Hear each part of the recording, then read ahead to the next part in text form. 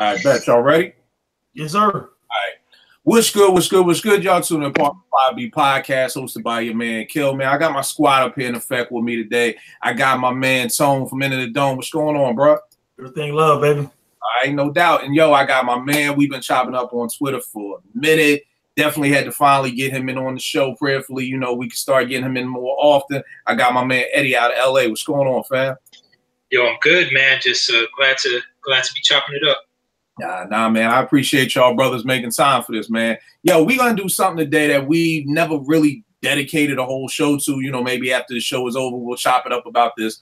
But you know, I feel like we got two hip hop albums on deck right now with SKyzoo's In Celebration of Us and with Evidence's Whether or Not, you know, two very dope MCs. We're gonna sit here and kind of chop it up, review it, see what we give it, what we like about it, what we don't like about it, how many mics we give it. So like I said, normally we may do this at the end of an ep, but for me it was like, yo, it's very seldom, you know, that you get two dope albums around the same time that, you know, you could say, yo, they're lyricists. There's no shiny suit hoopla to this. It ain't no radio hoopla. It's just boom bap. So let's go ahead and jump into it. Let's start chopping it up let's go with Ev first.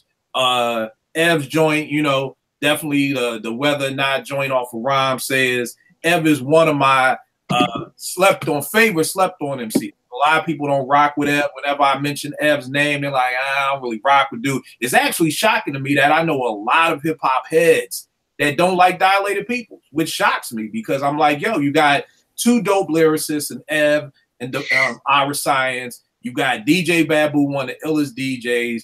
You know you're going to get hit in the head with some Alchemist bangers on there. So let me just even ask that, like, Tone, do you rock with Dilated Peoples or a big fan, not a fan, kind of, sort of? Yeah, you know what? They grew on me over the years, man. And I respect them because they have a lot of good work.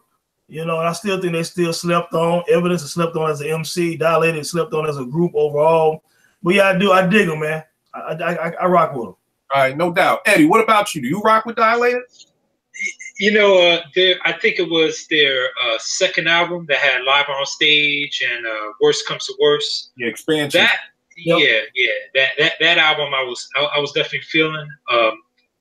And I want to say it was like the next album after that when they put out that joint with Kanye. Yeah. That kind of put me off a little bit. Like I felt like they were trying to put out like a Get By type part two, somewhat. And after that, I didn't really rock. And aside from that, like I thought Ev was definitely the dopest MC in the group. Mm-hmm. But you know, I never thought to check his solo stuff. I mean, to me, it was I don't know, man. It just didn't stick with me beyond that. All right, no doubt, no doubt. Let me put this disclaimer out there too, because people know me. I'm very honest with hip hop, honest to a fault. So whenever people send me music, like he'll tell me what you think about this, I'm like, I ain't my G, but I'm gonna be honest with you. Yo, this is no disrespect to any of these two MCs. Like, you know what I mean? I know everybody is super sensitive right now, and either you love, if you don't love it, then you a hater or whatever like that. Yo, there's no disrespect to SKyzoo or Ev. If we like it, if we don't, it's just opinion of hip hop heads. You know what I mean? Like, I feel like we need to have more honest opinions on stuff and for people to have more of an honest ear to take it in and listen to it so that we could get dope with music. You know what I mean? I feel like, you know, a lot of these MCs have a whole bunch of yes men around them. So it's like, yo, you know, whatever, this dude could just breathe on a beat for 20 minutes. And it's like, yeah, that's just crazy, son. You just breathing like nah, you got to rhyme. So I just want to put that disclaimer out there because everybody be like, oh, Kill, you hate Ninth. And I'm like, yo, then it could be nothing further from the truth. Just because I don't think he deserves the top 5 producer of all time slot doesn't mean I don't like you. But again, in 2018, that's how people perceive. So just want to throw that out there. So depending on who likes it, who don't like it, it ain't no beef. We respect both these people as MCs and what they do for the culture. But, you know, even people who do great things for the culture can still drop a brick every now and then. So that's all. The greatest ball player in the world can have a bad game. You know, LeBron has had a bad game. That nigga's had bad playoff series, you know. So it's doable. You know, it doesn't mean you a LeBron. You don't like LeBron if you say, yo, he had a fucked up game. No, it just means he had a bad game. So just want to put that disclaimer out there. So, yo, Tone, starting with as whether or not, what were your first impressions of it when you first popped it in? When I popped it in, well, the production was the first thing. I mean, yeah, I'm a lyricist person, but the production stood out, you know, with Knots and Primo, Evidence himself, Ill Mind, you know, Alchemist, what have you. I was like, man, as I skimmed through, because I always skim first, then I go back and actually do the knowledge. And I listen to each song and each verse. But as I skimmed my initial people of the album, I was like, man, these beats banging, man. You know what I'm saying? Got some boom bap to it. You know what I'm saying? My kind of hip hop to ride to in the car. You know what I'm saying? So my first impression was like, yo, I like the production. All right. You know? Okay. What about you, Ed? Hubby, to be honest, yeah, I didn't have really any expectations, but that first track, man, like that's a way to set it. Because you know, coming in with no expectations, haven't really heard too much of his other stuff, and that beat, and then he was coming with bars. I mean, you know, you could say Ev, you know, he got that slow flow, he got a really unique voice, man, but he was hitting with them one-liners like that was a dope way. Yeah, that was a song, The Factory. The Factory is a very dope song, man. I can't even think of a better way to start an album off, man. I mean, it set the tone and the mood for the whole project. Yeah, no doubt. And the funny thing is that you brought up a good point with expectations. And I always think that leads so much into how you view something. Whether you view a movie, whether you view a date, whether you view an album. If you go out with a shorty and there's zero expectations and it turns out to be a good night, that's dope. You know what I mean? If you had some super high expectations, you know what I mean? So the expectations are different. Like, whereas for me, I've been rocking with F solo work since, you know, Cats and Dogs and the first joint he had out, The Weatherman, and all his EP. So my expectation for this joint was like super high. Like, I'm like, all right, you know, I always felt like Ev's albums were always dope, but they were always like missing that punch for me that really put it over the edge to make this be something that's not going to leave my rotation. So whereas I'm like, okay, boom, this like his third, fourth solo album. I feel like I'm going to get it now. But my first expectations of it was like, yo, it's a solid album. I had heard To Throw It All Away. He had dropped that like maybe back in November as a single. And I was like, yo, this is crazy. Like, I love Evidence and Alchemist. For those who don't know, they have a group called the Step Brothers. And they got an album out doing that. So I always love their chemistry when they get together. I love that. And then when I heard the Knots joint, Jim Dean, I was like, yo, that just set my expectations to a whole nother level. Cause I'm like, all right, I think this time, maybe Ev got it this time, you know? So my first expectations was when I listened to it was a good album. It didn't meet my expectations, but I felt like it was a good album. And the reason why I wanted to ask that question, you know, for a lot of our viewers and younger cats is, you know, when I was growing up in hip hop, me being 43, that there really didn't take a lot of second and third listens for me, at least, for some of those albums in the 90s. You know, when I put in Long Live the Kane, the shit was crazy when I put it in. I didn't have to put it in a third time and like, okay, let me keep this in my rotation. So that's why I always ask that question, like your first time putting this album in, how did it feel? You know what I mean? Like that. So, well, tell me this, Tone, after living with it for a while, tell me some of your favorite tracks, some of the tracks you didn't like. Well, again, like my man said, I like The Factory. I thought that was a dope way to start an album off. And I'm real big on how you start and how you end an album. You know what I'm saying? So that's key to me. That means you're trying to work through an entire project, man. Have some kind of flow to it. So I like The Factory a whole lot. Nice bars in it. Maybe possibly my favorite song on the album is Rain. You know what I'm saying? That joint Rain was crazy. I think every MC should have a song like Rain on their album. What I mean by that is it's an open, honest, thought-provoking type of track. And I think true MCs should at least have one track where they're going deeper than just, you know, whatever the fad is, or I'm on the block, or whatever the case may be. Yeah, show me some of yourself. And I think the Evidence did a good job on Rain. And it also had kind of like I like the background, you know, within the beat. I mean, it was a feel good joint, man. So that joint I like a lot. Let me see. I wrote something down about that too. I like Love Is a Funny Thing, featuring Styles P, Rhapsody, and Crisis. I thought that was a real dope song. Man, I like 10,000 Hours by Primo.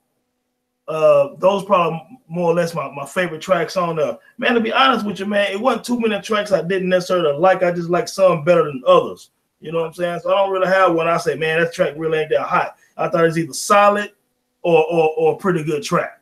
You know what I'm saying? I think that says a lot about him in my regard because, you know, I didn't really have big expectations because I'm not a huge Evidence fan. I mean, I'm a fan in terms of I like Dilated People. I think he's a good MC. You know what I'm saying? Very solid. But I didn't go into it like, man, I wonder if this is gonna be a four and a half mic album. I wasn't thinking like that. Right. I was like, I'm hoping for a solid project. I think he did a good job throughout. I don't think there's a whack song on the album. It's just something that I say, you know, I'm not gonna just keep listening to it. It doesn't have like replay value for me, but it's still solid. Right. And I can see if somebody else liked it better than I do. You know what I'm saying? But overall, I thought it was, you know, just a solid album with a couple of pretty good bangers on it. All right, no doubt, no doubt. What about you, Eddie? Yeah, so for me, it's funny because some of the tracks that he said he really thought were dope were the ones that kind of had me like, eh. But I'll start with what I was really feeling. I already said The Factory, Throw It All Away, dope. Jim Dean, Jim Dean, I saw the video before the album came out, and that kind of put me on like, okay, maybe I need to check this out. But my favorite track on the album gotta be Runners featuring the Fari. I mean, just the back and forth, how they go with that, the bars. That to me was my favorite. Bad Publicity, following that up was dope. 10,000 Hours, although with the expectations, when I first heard that beat and knowing that it was going to be a Primo beat, I was a little but the more I listened to it, I'm like, no, I was bugging, man. This is dope. Wonderful World with Raka. So a lot of dope. The Raindrops, like as far as like stuff I wasn't really feeling too much. Raindrops was dope. It's just I can't hear a track that has rain without thinking of Come Clean. So I'm thinking like, man, you know, Primo did the whole Raindrop thing even doper on that track. You know what I mean? So it might be a little unfair. Powder Cocaine had to grow on me a little bit. I didn't like the way it started. It was kind of funky. Love Is a Funny Thing I thought was dope, but I think my expectation of Styles P and Rhapsody, I thought Styles P verse could have been way better, and I thought Rhapsody's delivery could have been better. All right, no doubt. And then with me, with the high expectations I had, I mean, again, just like y'all said, The Factory set the album off, going in to Throw It All Away. Powder Cocaine to me was like, I felt what you were saying, Eddie. You know, what I try to do nowadays is I'll get the album and I don't even want to see who produced it. You know what I mean? Because I don't want any of my biases of liking a producer, you know, make me like the track then. Like, oh, Alchemist did this, okay, you know, let me. And then sometimes that can even be held against them because I may be like, Al did this ain't that dope, so now I don't like it. So, you know, I just kind of went in, just listened to everything. Powder Cocaine was all right, but the ones I love, The Factory, Throw It All Away, Jim Dean, Whether or Not, Raindrops, Love Is a Funny Thing, and I love the way how he ended it with By My Side, you know, with just talking about his I'm not sure if that's his wife or his child's mother, you know, dealing with cancer and having to just deal with that situation, which I thought was really dope. It's funny, I was having a discussion yesterday with some MCs, and you know, we was talking about Joe Budden and how basically my man was saying how Joe Budden kind of opened the door for Drake with all this emo rhyme of just emotions and just, you know, your honesty. And one of the cats was like, well, you know, I don't want to hear about Joe. I don't want to hear about you breaking up with your girl. But then me and this other cat was like, well, then what do you want us to talk about at this age? You know what I mean? Like, you want us to keep it real, but then we keep it real with y'all, and you don't want to hear it. Like, I don't want to hear about your kid having cancer. Well, I mean, well, that's what I'm going through. Like, it's almost like that you can't win for losing. Like, you don't want me to be emotional, but at 43, like, I got a wife, I got kids, like, you're emotional, you know? So, and then you don't want me to keep it real talking about I'm still selling coke, because then you like, well, you're not selling coke. So it's like, I just feel like rappers our age can't win for losing, because you keep it too real, and then people don't want to hear that, and then you still telling them stories of the block, and they're like, I don't want to hear that because you ain't on the block no more. Then it was funny because one of my peoples on Twitter last night was telling me that it took ever a year to write that rhyme, because he was saying some of his peoples were saying, nah, don't put that on the album, don't nobody want to hear nothing about that. And so, you know, I'm just like, damn, that's crazy that people on your team or people, and again, this is just what somebody told me, and maybe no truth to this at all, but you know, I'm just like, damn, you know, if that's true, that's kind of messed up that people would be like, well, don't put that on the album. But then I'm like, well, from the business side of it, I could understand somebody saying you wouldn't want to hear that. But again, if hip hop is supposed to be about who you are and what you're going through, that's what I love about the music. You know, I want to hear about, you know, because I'm like, that track may become somebody's soundtrack who has a family member going through cancer, who has,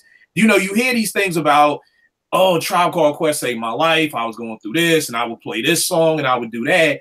And it's like we've gotten so far away from that, whereas I'm like, yo, this is dope. Like, this may be something that can help somebody. You know what I mean? So, absolutely.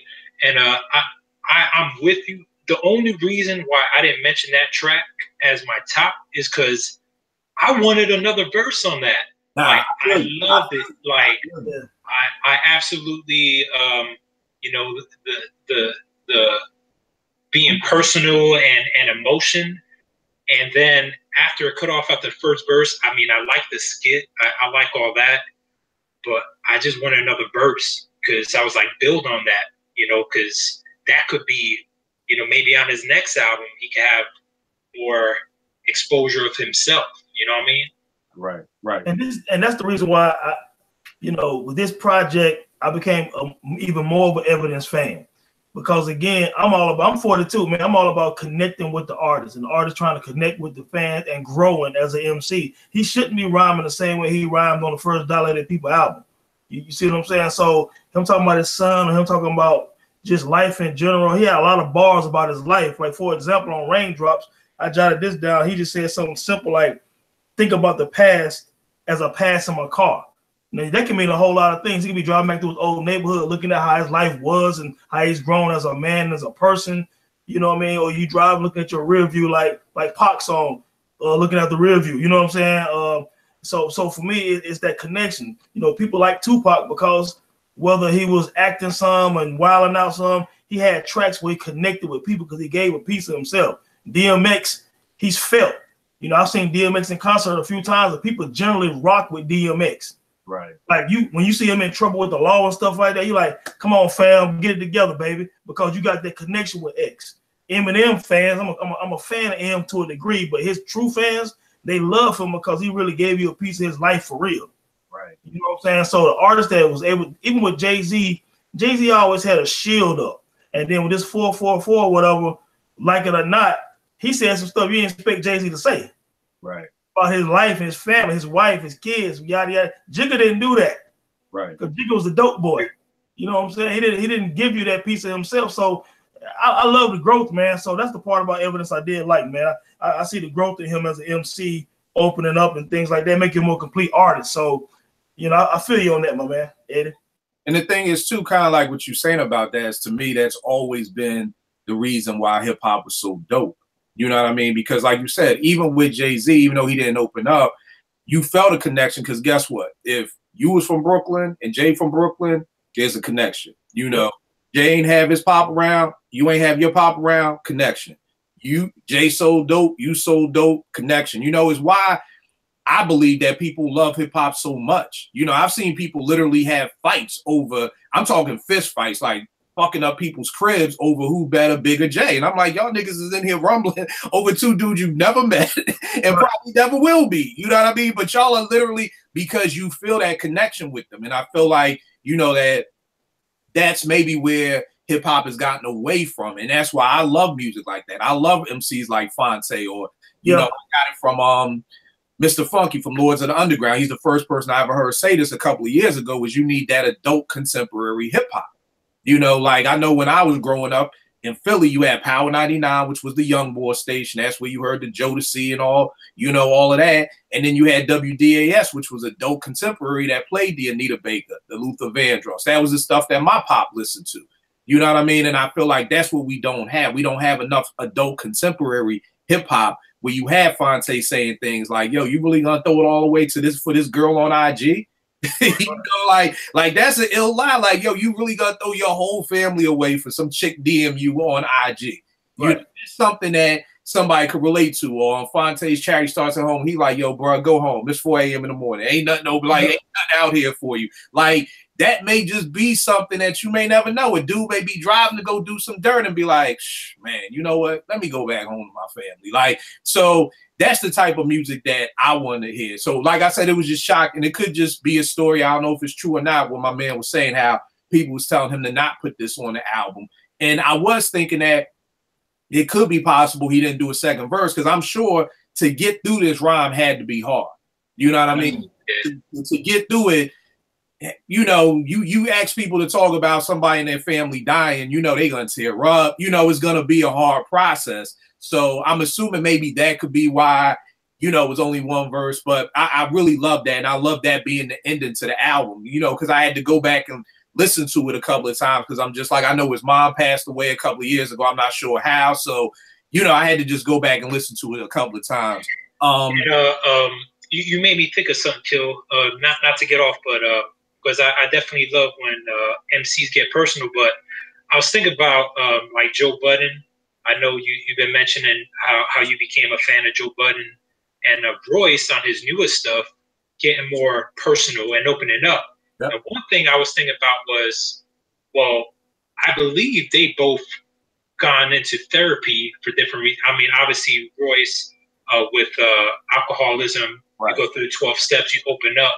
So men, like brown men, you know, we don't really like grow up to feel like we could really talk about things, you know, or we're called weak for wanting to share our feelings like that. But you start going into therapy or something where you need to, you open it up and you start getting that kind of content. You know what I mean? So, but someone like Fonte, I mean, I feel like Fonte was doing that from the beginning. You know what I mean? He had that on the Minstrel Show. He had that cut All For You when he was talking about his dad's relationship with him and then his relationship with his kid. And like, Pops, how could I, you know, because you couldn't maintain, I did the same thing. You know what I mean? So. Right. Nah, man, I think that's a great point. I know when Primo was saying they started working on the Prime album, the whole thing was, I ain't never heard Royce rhyme without drinking. You know, so I don't know I don't know if this dude is still nice. You know what I mean? Which I didn't even put together at that time and point. But, you know, to be honest with y'all, Prime is some of my favorite Royce bars. Like, I thought he just spazzed out on Prime. And then coming with the layers and then coming with the album and then even, you know, the Bar Exam 4. So I feel like this sober Royce is the best Royce, you know what I mean? Like, so looking at it from that aspect is dope. But then, like you said, too, just as men, we're not taught to open up. And it's one of those things. And that's why I think, like, I can't tell y'all how many people get at me on Twitter and IG on like a daily basis, like asking for advice and different perspectives. You know, people, my man hit me the other day. He said I could put it out there. Cash hit me. He was having, you know, an issue with his daughter. He called me like, yo, man, hit me. I need some, you know, some advice. And I lead a men's group in the hood where I teach at. And what I'm always teaching these men is, you know, you got somebody who you can call to run ball with. You got somebody you can call to talk sports with. You got somebody you could call if you get into some beef. But do you have somebody in your phone who you could call for some solid advice? Like, on some old Joe, keep it 100 with me. If I'm fucking up, tell me I'm fucking up. Like, and most men don't have that. You know what I mean? So it's like one of those things where I'm always, you know, the same way I'm in life is the same way I'm on social media. I'm not that dude who's this way on social media and this way. Like, I'm the same person everywhere you go. So yeah, absolutely right that I think, you know, we got to get to a point that as men, we do open up more and doing this stuff in hip hop, because the more you know, I mean, like I always tell people, you can fuck all you want. All men have had their heart broken. You know, you can front all you want. All men have gone through stressful times. You can front all you want and act like you got all this money on IG. Cats is struggling now, you know. So, you know, I think, you know, I know for me when I was a kid, I'd be in middle school and I fail a test. The first thing I want to do is anybody else fail the test? Okay, good. Somebody else failed the test, so I ain't by myself because I feel messed up. If I'm the only fool in the class who failed, then as men, we got to do that sometimes. We got to support each other and understand, like, yo, you ain't the only person going through these issues. And I think hip hop is a beautiful and a wonderful way to be able to share that with different people. So yeah, you know, I love that joint by my side. It wasn't too many joints I didn't like. I'm like Tone said, Runner's bad publicity and Sell Me This Pen. I felt with good tracks. I just didn't love them as much as the other ones. I tell you what's funny, Eddie, and you touched on it. That 1,000 Hours, man, I can't stand it, man. I just can't. And it's like, I think it's just because it's Primo, and I'm like, yo, man, this is the most bullshit Primo track I've heard in years. I know that's sacrilegious. We're not supposed to talk about. That's not me. I'm gonna say if you put it out there, I'm gonna talk. Yo, if I did that track, nobody's picking that track. I bet my whole collection on it. If I sent that same track to F, he's not picking that. That's that old. It's Primo. We got to use it. You know, because that, yo, the joint he did for Eb on Cats and Dogs, if cats haven't heard it, it's called You. Google YouTube You. It's night and day from that 1,000 Hours. It's dope. It's dope. Yeah, coming off of You, I'm like, okay, bet. Like I'm like, okay, let's go. And I hear that, I'm like, come on, like. That to me may be the most laziest Primo track I've heard in years. And I see, and the funny thing is, I like the track. You know what I'm saying? But then, I'm also like comparing it to the joints from Cats and Dog, the U joint. Right. You know what I'm saying? I'm not even putting them together. It's not as dope as that track, of course. But I thought it was solid for the album. It is a Primo cut, not like one of his bangers. You know what I'm saying? You know, it's on a lower tier of what I would think a Primo track would be. Right. You know what I'm saying? But I thought it was pretty dope. You're a little harder on it than I am. If I called it whack, I didn't mean that. I don't mean it. I want to make sure I'm choosing my words right. Whack to me is just horrible. It's not whack. It's just not. It's what you said. It's on a lower tier. It's like when you decide to take your kid to go see LeBron play and he only got 10 points. It's like you see LeBron's name, you expecting, you want to see greatness. When Steph Curry come to town, you hoping he'll drop 40 and hit some crazy shots. So those are my expectations when I see produced by Premier. You know what I mean? So you may leave the stadium with your kid like, yeah, I know Bron ain't really put it down, like he just had a bad game. So you're absolutely right. It's not whack. I want to be careful in choosing my words. It's just not, it's exactly like you said. So it's not the high tier of when I think of a Premier track. So I was let down from it. But tell me this, how many mics do you give it? And does it have that replay value? And what I mean by that is, can you see yourself 2-3 months from now being like, yo, let me pull out that Evidence joint again? You know what I mean? Like, I know for me, Sci-Hi the Prince and right now Conway the GOAT, I can't take them out. I'm listening to both them albums, and I can sit here and tell you I'm going to be listening to Sci-Hi, No Dope on Sundays for the rest of my life. Like, I literally listen to that album at least once a week. Every week I get another favorite song off of it. Is it 5 mics to you? Yeah. I gave it 5 mics when we did that show, because that's right, you did. For me, I haven't had that rewind factor since Jay-Z's Reasonable Doubt. So let me ask you this. From a new artist. Not saying so just the same way Jay dropped Reasonable Doubt, that was his first album, and Sci-Hi dropping this is his first album, not mixtape. I haven't heard a debut album since 1996 with Reasonable Doubt where I had to rewind it so many times to be like, yo, did that nigga say that? Yo, did he say that? Yo, did he say that? Like, I didn't even know my car could rewind because it's like some old touch screen. My wife had to show me, yeah, you could rewind it like this, because I was having to go back. So that is the same factor of back in the day when I had to rewind the tape deck. Like, yo, did Jay just say that? Like, yo, did Sci-Hi just say that? Like, yeah. But what were you gonna say, Tom? Before I get what you're saying. So before this Sci album, what was the last 5 mic album you heard? That's you know what's crazy? Off the top of my head, not really thinking, I would probably say I gave Kendrick's To Pimp a Butterfly 5 mics. So I want to say that. It could be something else in there because y'all know my brain ain't the same no more. But I can't even remember years like that anymore. But off the top of my head, I know I gave Kendrick's To Pimp a Butterfly 5 mics. Okay. But even with that, it didn't have, and again, 5 mics can come from me for various reasons. I felt like that was just a masterpiece.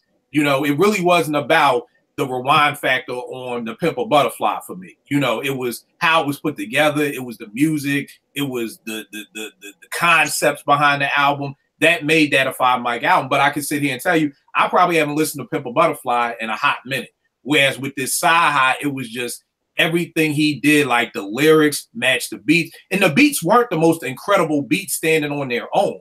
But I just feel like those beats and those rhymes came together and just made perfect songs. You know what I mean? And like I said, it's the rhyming, like the whole joint about Africa, just about, you know, tell Michael Jordan we need some more shoes. You know what I mean? What if JM, like, there's so much wordplay on that album, man. I'm blown away by that. I'm gonna go back and listen to it again, man, and I ain't gonna talk too much about SKyzoo, but you know, since we brought him up, I love the album, but I actually love the Black History Project better. You know what I'm saying? So I'm gonna go back. I mean, I just thought he was simply amazing on that album, man. The concept was insane. But I never heard the Black History Project. Oh my God. One of the things, and I see I may have to switch my mind, the way I listen to music is because everybody was telling me about SKyzoo and the mixtapes, and I was like, that's cool, but I want to hear the album.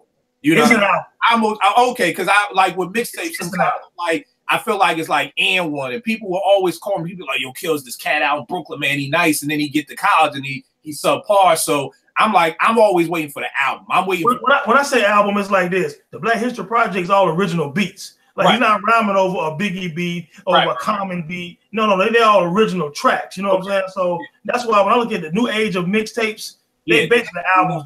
Right. You know what I'm saying? So the Black History Project is basically an album, but not an official debut on a record label type thing. But yeah, check that out too. But as far as I think you was gonna ask about hold tight, because you bring up a good point about, again, expectations. See, I know a lot of other people who feel the exact same way. That's like, yo, I like No Dope on Sundays, but it's not better than the Black History Project. Check it out.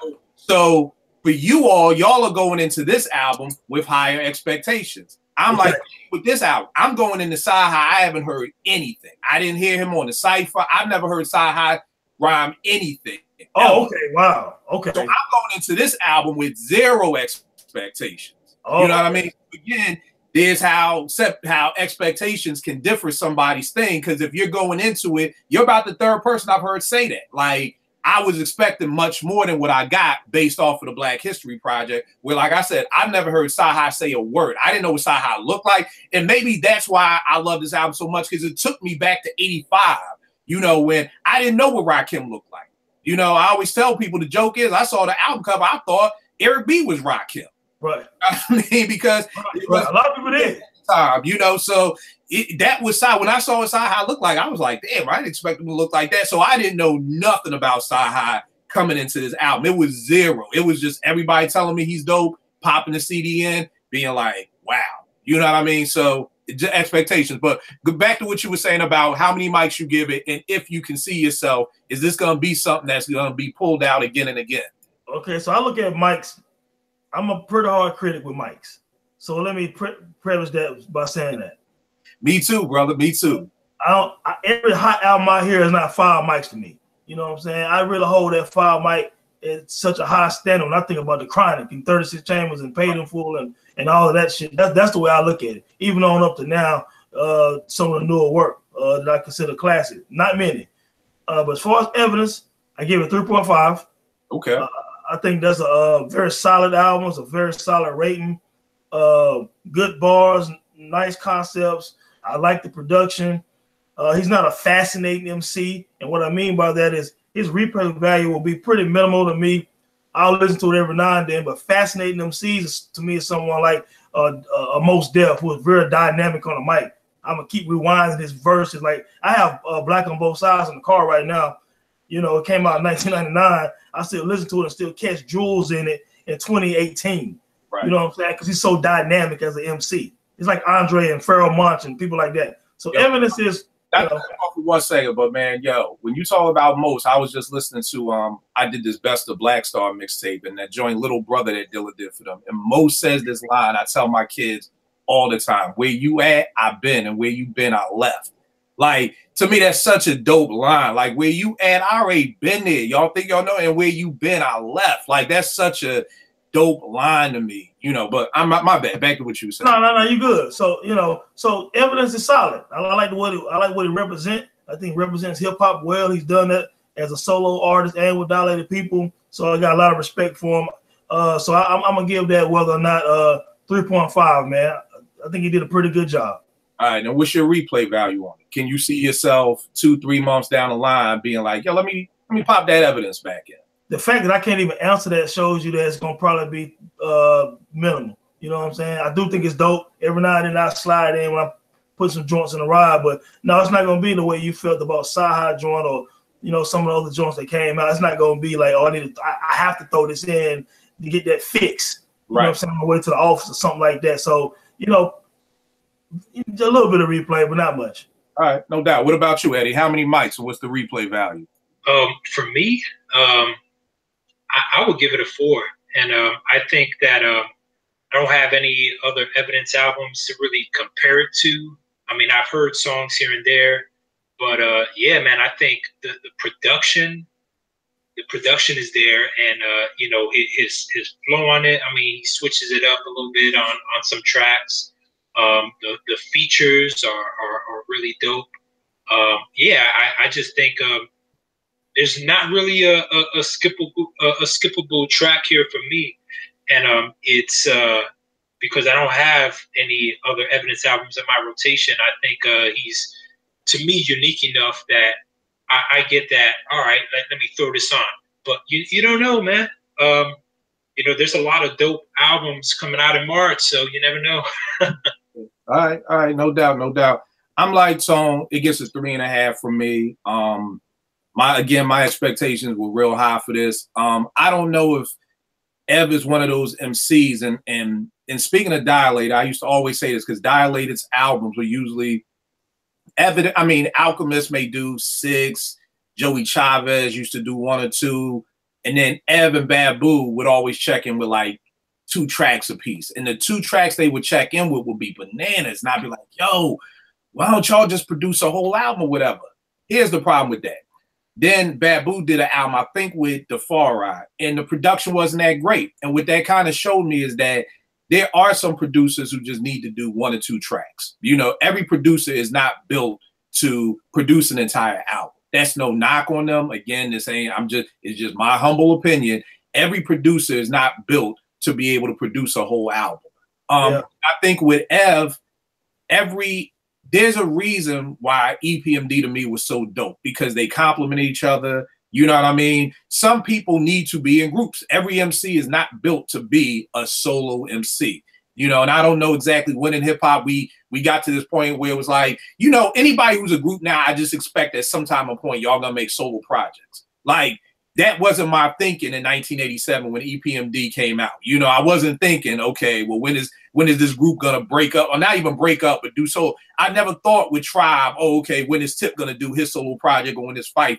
I don't know when that came in hip hop, but I don't think every MC can be a solo MC. There's a big difference between writing a 16 and then maybe writing an 8 that you go back and forth with somebody with, and having to write 3 16s. Yeah. 15 times. Like, that's a lot, So I think sometimes with Evidence, I think being a fan of his and this being his 3rd or 4th album, I can't remember off the top, I just don't know if he's really built to be a solo MC, because somewhere along the line, I get kind of tired of Ev. I don't know if it's the slow flow. I don't know if it's the tempo of some of the tracks. I don't know what it is, but eventually I just get tired. I think I enjoy Dilated more because I know Ira Science is coming in.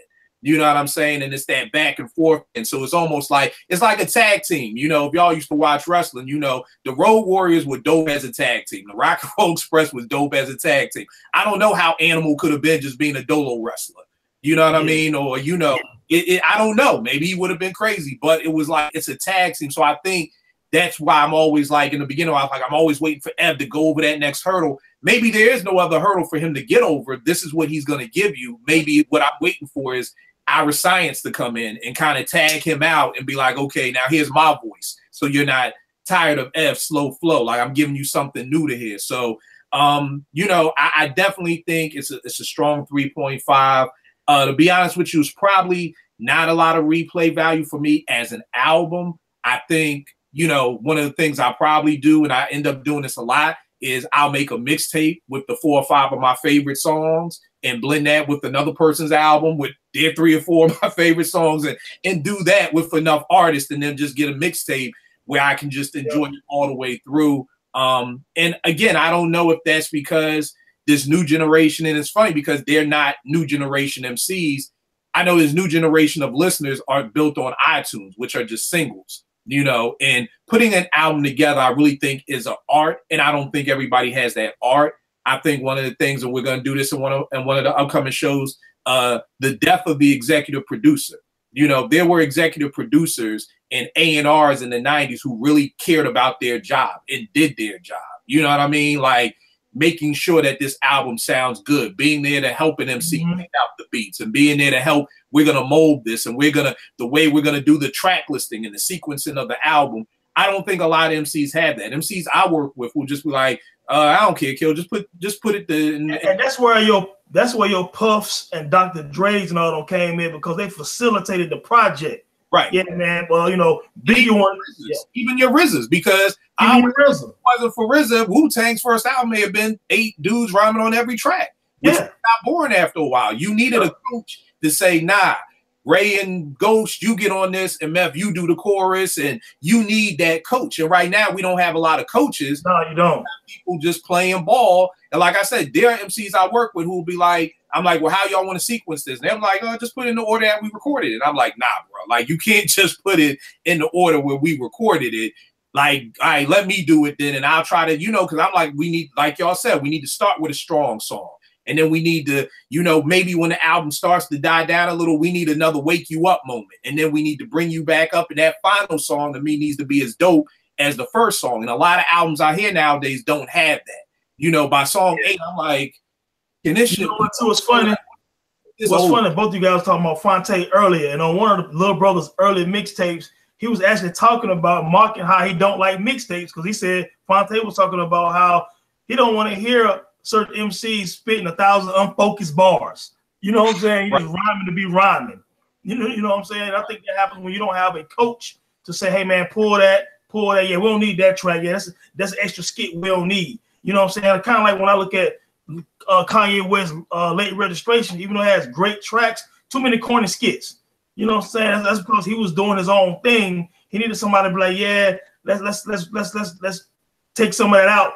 And then, you know, that's why Graduation to me was so much better, because it was just a focused album, no skits, 11 songs or whatever, dope production. That's it. You know what I mean? So like you said, you kind of need someone to kind of be that listening ear, and you got to be willing to listen to them too. Right. Unnecessary tracks and bars on it. Right. What are you going to say, Eddie? Oh, I was going to say on the same topic, I want to say it was 2 days ago. It was the 19th anniversary of Things Fall Apart from the Roots. Right. And they released some of the notes from Questlove when he was sequencing and mastering that album. And it just shows what you were talking about. I mean, it was a lot that went into it, from, all right, this track is going to go into this track.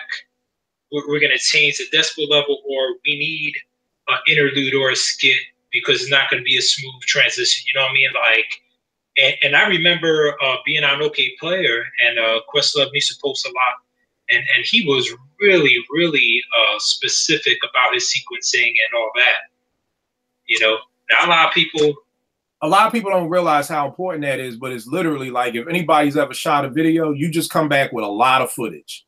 And then you got to sit there and realize, okay, which scenes do I want to put with which scenes? Like, it's the same thing with an album. If I just shoot a video for somebody and just be like, all right, well, however it downloaded out the camera, I'm going to just, you know, run that. It's not going to be as dope as it could be if you take the time to do that. But again, that's a gift. Everybody can't sequence an album. You know how think about how meticulous RZA was on Only Built for Cuban Links, from the first track to North Star, the way it ended.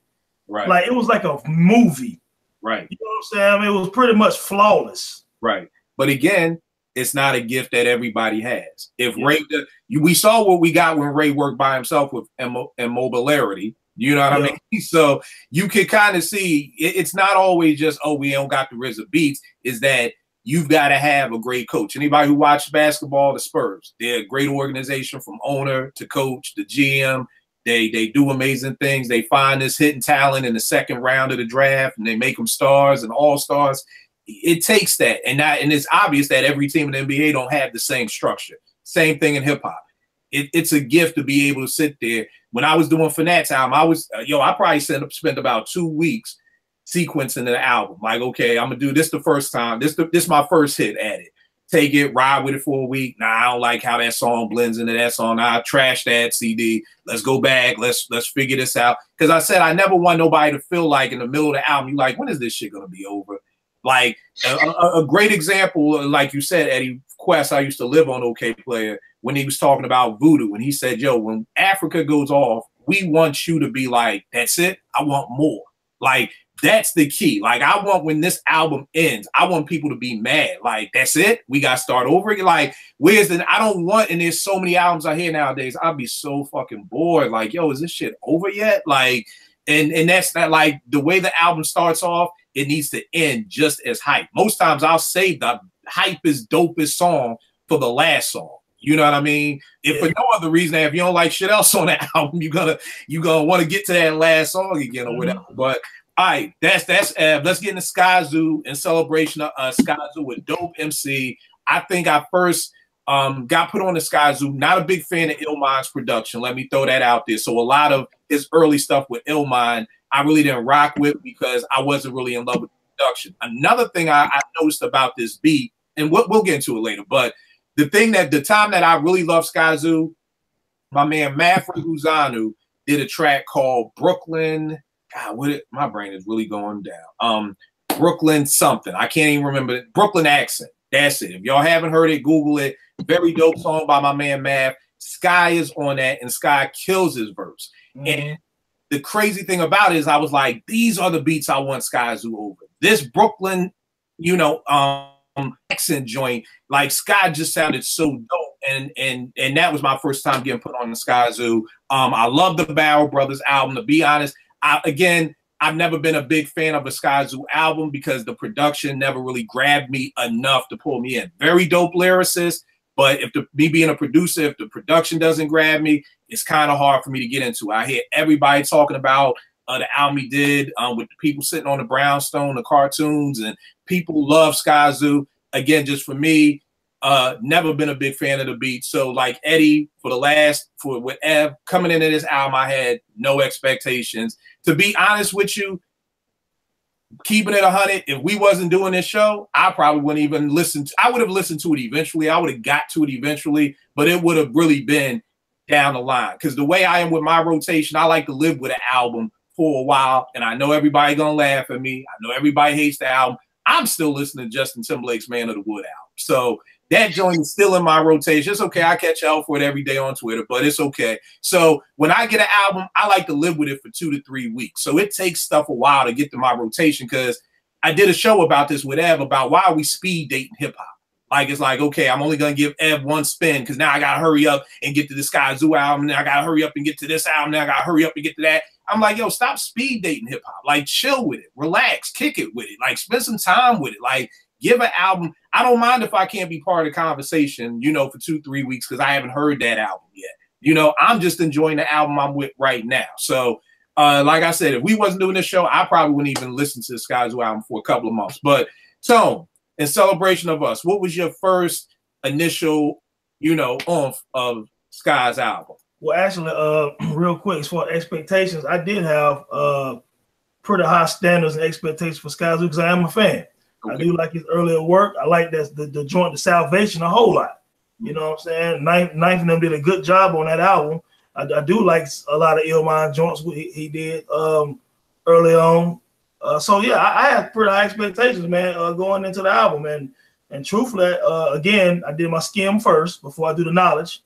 And doing my skim, it felt right to me. You know what I'm saying? Okay, it felt like SKyzoo. It's just another SKyzoo project. I like his joints anyway. So I wasn't disappointed with it at all. You know what I'm saying? All right, no doubt. What about you, Ed? My first impression of, well, let me rewind that about expectations. My first SKyzoo full album, I had heard some tracks here and there. My first full album I heard, the same one you were talking about with the Brownstone, Music for My Friends. Yeah. And I thought, I thought that album was dope. I thought the features and production was dope, and good sequence and all that. So I was like, all right. But to be honest, after that album, I didn't really feel like he had. I want to say the Barrel Brothers album came out after that, and he might have had something else. And I didn't really feel. Oh no, he had the one with Apollo Brown as well, right? Yeah. He had an album, and those albums, I didn't really feel like jumping at. And to be honest, I haven't really still dug into them albums. So this one, I was hearing a lot. I thought the production was dope, but the first song, it was just so much to unpack, and that just kind of put a little bit of a sour taste in my mouth. Just stuck on that first song, just trying to unpack it. Right. All right. Cool. And it's funny. My initial intake of it was let me do the same thing that's on the just let me skim through it. First joint was I ain't like it. First initial listen was I ain't like it. You know. Now coming back for the second, third, and fourth listen, I liked it better. And one of the things that I can say that I learned about, well, you know what? I'll save that so we come back to me. So Tone, you liked it first initial spin. What are some of your favorite songs you don't like? Yeah, see, ironically, unlike you and Eddie, I love the first track. You know what I'm saying? That joint, everybody's fine. You know, I actually thought it set the album on pretty good, nice vibe, kind of jazzy feel. I'm a sucker for jazz. I'm a jazz music aficionado, I like to say. So I kind of like the jazz feel of the song, man. So I thought that joint was pretty dope. I like that Crown Holder. Illmind did that. He flipped that Soho song, Hot Music. You know what I'm saying? That was a big joint back when I was in college. You know what I'm saying? But I like the way he flipped it. I like the way he flipped it. I like the way SKyzoo rode that beat, man. His voice, he really rode that track real nice, man. You know what I'm saying? So I thought that was real dope. I like my favorite track might be Forever and a Day. Forever and a Day was real dope. I'm not sure who that guy is, the producer, Mark Infinite or something like that, but he really put something in that beat, man. And one thing about SKyzoo, outside of the joints he's done with Knots and Illmind and Knife and all them, he always had these guys I never heard of who always have some pretty dope beats to me. You know what I'm saying? There's a few guys on this album, I don't know who they are, but the beats are pretty fire. You know what I'm saying? So, but I like that Forever and a Day. Kind of remind me of like something from Pete Rock and CL Smooth, Main Ingredient. That song reminds me of something from that era with Pete Rock with them horns and shit like that, man. So I like that. I'm a big Pete Rock fan. So I like that track, man. I like this track called The Purpose. You know what I'm saying? The Purpose reminds me of like Souls of Mischief. You know what I'm saying? That 93 Infinity album, like it was a track on there called Never No More. You know what I'm saying? And this track, The Purpose, kind of gives me that same feel, man. So I think a lot of the songs throughout this album gave me some early Q-Tip, some Souls of Mischief, some Pete Rock. That's just kind of my kind of hip hop. It's kind of jazzy, man, and I like that flavor. So there weren't those tracks that necessarily, again, kind of like Evidence. That wasn't a bad track on here to me personally. I just thought some was better than others. To be honest with you. No doubt. What about you, Eddie?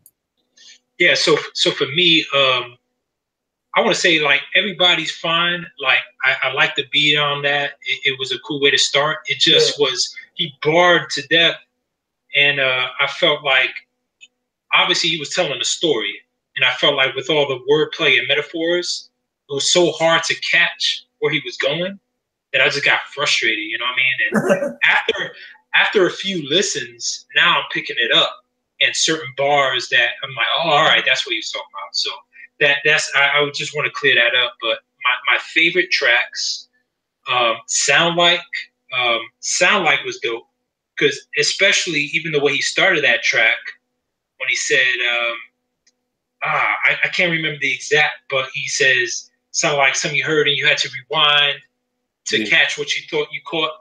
And coming from the first track where it was real complex, I was like, all right, that was clever. That was really dope how he did that. Baker's Dozen with Raheem Devon. I thought that was dope. Crown Holder. I like that little jazz in the end of that. Heirlooms and Accessories. The beat switch on that, and he changes up his flow. I thought that was dope. I don't know if I want to hear a whole album of him spitting like that, but I thought for one track, him switching it up, I thought it was dope. And the content, what he was talking about on that was really dope. But Love Is Love, he had that sample that Common used on, what album was that? That was the album he did with No ID. Yeah, the one he did, the one about Chicago. What was that called? Nobody's Smiling. Nobody's Smiling. Nobody's Smiling. Prime used it too, and they used it on that Prime album. Yeah, the Prime. Yeah, exactly. So I saw the way he flipped it. You know, I actually thought Primo flipped it better, but yeah, I still like that sample. I thought it was dope. Black Sambo was dope. Stick Up Tape, Hoodie Season. From the latter part, the tracks I didn't like, honestly, Parks and Recreation. I see what they were going for. You know, the sample and got the birds, but that was sleepy. And then when Saba comes in, the tone of her voice, honestly, that was putting me to sleep, man. I'm sorry. Collateral, following that up with Collateral, which was still mellow and chill. I mean, I wasn't really trying to hear that. So to be honest, I kind of checked out from that up until Stick Up Tape. And Forever and a Day, not a bad track. I mean, I just thought it was a little repetitive with the hook. But that's pretty much it, man. All right, no doubt. And the thing with me with this, Sounds Like it's funny, man. When my first initial reaction, Nick hit me, was like, yo, what you think? I was like, yo, I feel like I'm fucking stuck in a lost Tribe Called Quest Diggable Planet session from 1990. Like, I'm like, God damn, man, did this nigga go back in time? And it was just too much jazzy shit for me on here. But I like Sounds Like, and I like Baker's Dozen, which are both heavy jazz. Crown Holder, same thing like Tone. I thought it was dope. I remember that song from my college days at Morgan State, so definitely brought back memories. I think what my problem is Heirlooms and Accessories is a great example. The track starts off jazzy. I don't like it. So like I got my headphones on. I'm kind of doing something else. And when that beat switch comes on, those are the beats I want to hear Sky on. Like that was it right there. Like it was like a switch going off in my mind on like why I'm not a big SKyzoo fan or why I'm not feeling this album so far. Those are those beats that I personally feel that Sky sounds so dope over. Those more boom bap, like you said, the Stick Up Tape, yo, crazy. I mean, that joint is just the way they fleet. If I'm not mistaken, hold on, let me make sure, because I want to make sure that I'm talking about the right song before I get into it.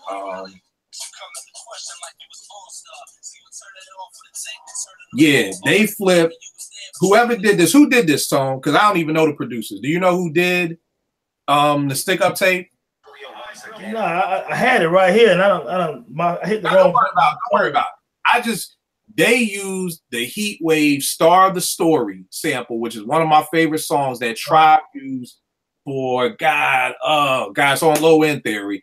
The way they freaked it, like that is what I want to hear Sky over. Honor Amongst Thieves. I love the story about him talking about his dad, and you know, same thing we were talking about with Evidence. Amazing way to end the album. I love how he did the song with the story, and then kind of had like a piece of the interview with him wondering why he couldn't go to school in the neighborhood and just breaking down his childhood. It just made me like Sky that much more. But again, I think my biggest beef with this album is just a lot of the beats, again, aren't whack. It's kind of like my man sent me a script a while ago, and I read it. He was like, I really want your opinion. I said, fam, I think the script is good, but it's not for me. And what I meant by that was like, it was like a romance movie, and not like a Love Jones Love and Basketball type romance movie. It's like one of them, the Notebook, one of those movies.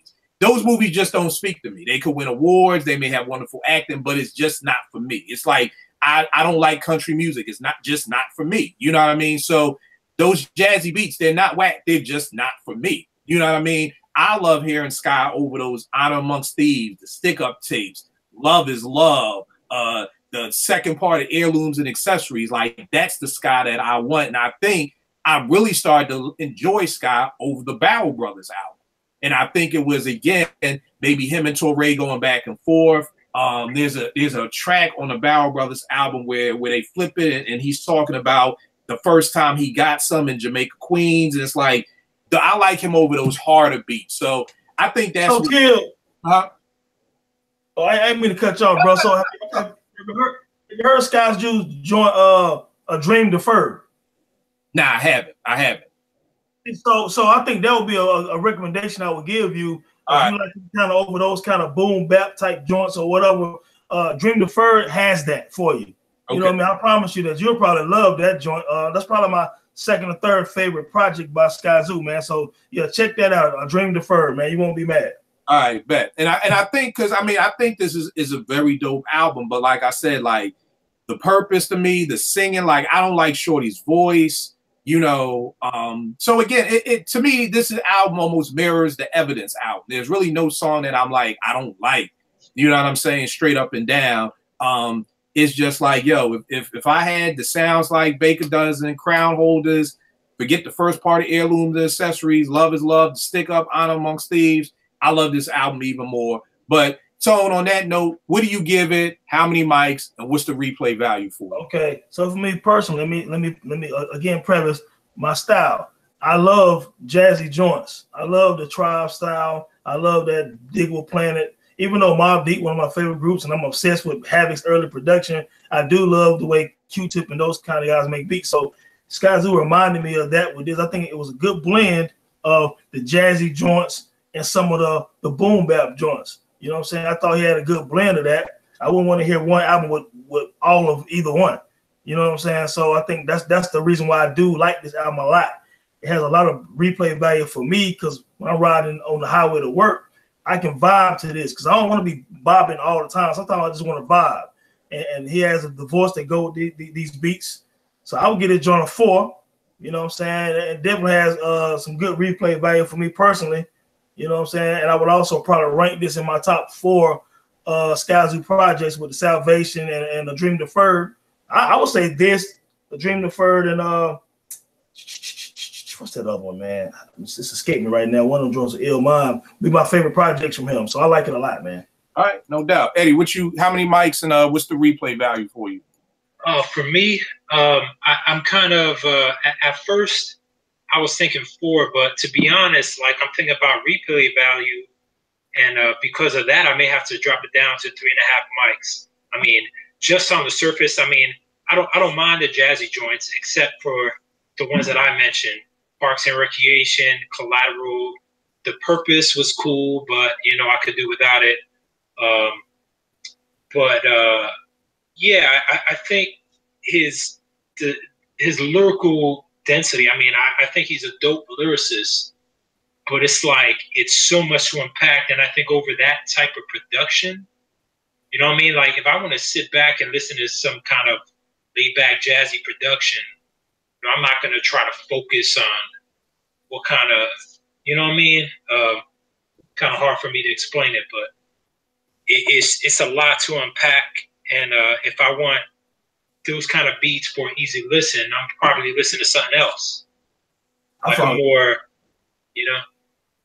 All right, no doubt. And for me, it's like the same thing with Evidence. I give it 3.5. Same thing with Ev. The joints, and I will say this: the joints, it probably wouldn't get a lot of replay value from me. Well, I'll say this as an album. I could say this over the Ebb joint. The difference to me is that those songs that I like off this SKyzoo, I really like. Like, you know, like, not to say I don't love, you know, what was this joint? God damn, my brain is really going. Throw It All Away and the Jim Dean and that stuff. But these joints, like, I love. Like, Honor Amongst Thieves, I love. The Stick Up tape. So this will get replay value from me as far as me going back to this album being like, I want to hear those songs. You know what I mean? Like, as a whole album, I probably won't listen to it, but I know that there's going to be, I can see in the future me saying, yo, I want to hear that joint, Love Is Love by Sky. Like, let me grab that album and throw it in just to hear the joints I like. So it's weird that I both give them 3.5, but I guess, shit, I can't go up to 4, and I don't want to dumb Ebb down to a 3, so I guess they both 3.5s. But if there's a more replay value, it's definitely the SKyzoo for me, which is saying a lot because, like I said, I had expectations coming into Ebb. I expect more out of Ebb than I do Sky, but again, yeah, so 3.5, and it will get replay value for those songs that I mess with because they're the ones that I really mess with. So I think this was a dope show. We're gonna have to do more of these joints, you know what I mean? Because I love hearing different people's takes on things like that. And then I know even back in the day with the Source, in the good days of the Source in the early 90s, I remember that I would actually start following certain writers because people, I don't know if everybody paid attention to the mic ratings and who wrote them. You know what I mean? But there were a couple of writers who wrote for the Source who I kind of vibed with. So when I saw, oh, they're reviewing this album, okay, bet, I'm there for that. Versus just people being like, you know, seeing various people give their reviews because people have different views on why it is. So, yeah, I definitely thought this was dope, just being able to get 3 different viewpoints of why an album goes a certain way and why not. So give them all the information. Tell them about the Dome website. Love that site to death, man. Give them all your information. Man, appreciate it, man. Twitter, enter the Dome. Enter the Dome. That's it. It's DADOME. Instagram, Tony Haynes the Dome. Facebook, a lot of people follow me on Facebook because I post a lot on there. It's just Tony Haynes, and it'll have the Dome stuff in the background and everything like that. But the website is enterthedome.com. ENTERDADOME. Right now, I have my newest writing article from yesterday. It's called "Nigga," the most popular terminology in hip hop. You know what I'm saying? So a lot of people really feeling that one right now. So I just retweeted it a few times, and also it's on my Facebook and things like that. So that's the big one for right now this weekend. All right, no doubt. Let me just to show love to you, man. What I love about your site so much is that it deals with more than hip hop, but you always bring hip hop into it some way. You know what I mean? And there's not a lot because, you know, nowadays everybody has a hip hop site, everybody has their blog, everything. But it's kind of like when I met JR through Twitter, he had a YouTube video about Claudine versus Sparkle. What was the best Curtis Mayfield soundtrack? And I had never heard anybody ever compare those two soundtracks. So that's kind of what made me connect with him. And it's the same with you through your website. The stuff you write on, you're not seeing it anywhere else. And they're not per se current events, but they're events that are still enough to catch your eye to be like, yo, I wonder where he's going with this Bobby Christina piece. You know what I mean? So I definitely salute you for that because you're not doing the norm, but it's a very dope project in what you're doing. You know what I mean? So appreciate it, man. It means a lot. No doubt, no doubt. Eddie, give them all your information, good brother, where they can get at you at. Hey, man, y'all could get with me on Twitter, Eddie D80. I ain't really got anything else, but you know what I mean? This might inspire me to, you know, maybe do something myself. You know what I mean? So just look out. No doubt. Like I said, good looking for chopping it up with us, fam. You know, anytime anybody I rock with on Twitter, this is an open forum. I invite everybody over, you know, to chop it up with here. Because after we chop it up enough on Twitter, and I know you know your shit, then it's like, all right, come on over. Because I don't, you know, it's some people who I'm like, yo, you should rock with it. They be like, nah, I can't keep up with y'all. Like, nah, I just enjoy watching and learning, you know. But yeah, I definitely appreciate you making time for this, good brother. And Tone, same thing, because I know this isn't our normal time to record. So I definitely appreciate that. Y'all already know it is with me, Kill889 on Twitter and IG. We'll make beats for food.com. I appreciate y'all, man. I'll check y'all next week, man. Yeah, man. Peace. Yeah, peace, man.